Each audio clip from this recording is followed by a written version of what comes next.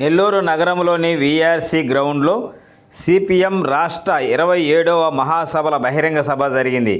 ఈ కార్యక్రమానికి నెల్లూరు రూరల్ మండల కమిటీ ఆధ్వర్యంలో భారీ బైక్ ర్యాలీ నిర్వహించారు. ఈ కార్యక్రమంలో సిపిఎం నాయకులు చంద్రమౌళి, నెల్లూరు రూరల్ మండల కార్యదర్శి జనార్దన్, సిపిఎం నాయకులు, కార్యకర్తలు తదితరులు పాల్గొన్నారు. ఈ సందర్భంగా జిల్లా నాయకులు చంద్రమౌళి మాట్లాడుతూ సిపిఎం రాష్ట్ర మహాసభల బహిరంగ సభకు బైక్ ర్యాలీ నిర్వహించడం సంతోషంగా ఉందన్నారు. సిపిఎం మండల కార్యదర్శి జనార్దన్ మాట్లాడుతూ యువత సిపిఎం రాష్ట్ర మహాసభలలో పాల్గొనేందుకు బైక్ ర్యాలీ నిర్వహించడం ఆనందంగా ఉందన్నారు.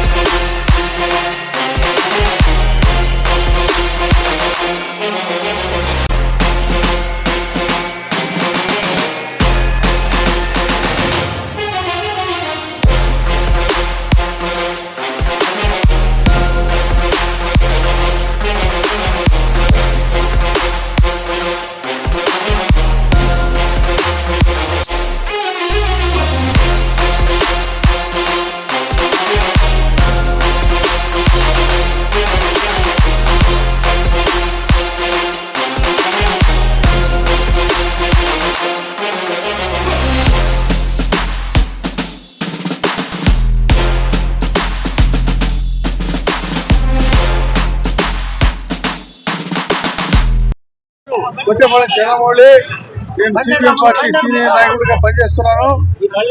ఈ నెల్లూరు జిల్లాలో 40 సంవత్సరాల తర్వాత రాష్ట్ర మహాసభలు చాలా ప్రతిష్టాత్మకంగా జరిగినాయి. మొన్న నిన్న ఈరోజు మహాసభలో ఇప్పుడు పూర్తయింది. రాష్ట్ర కార్యదర్శిగా మరలా ఈ శ్రీనివాసరావు గారిని ఎన్నుకున్నారు. 15 మందితో కార్యదర్శి వర్గం ఎన్నికైంది. ఇప్పుడు ఈఆర్ కాలేజీ గ్రౌండ్స్ లో బహిరంగ సభ జరుగుతుంది. ఆ బహిరంగ సభకి Marxist communist party polit bureau సభ్యులు ఎంఏ బేబీ గారు, అట్టే బృందా కర్త గారు, బివి రాఘవల్ గారు, ఈ శ్రీనివాసరావు గారు అందరూ మాట్లాడతారు.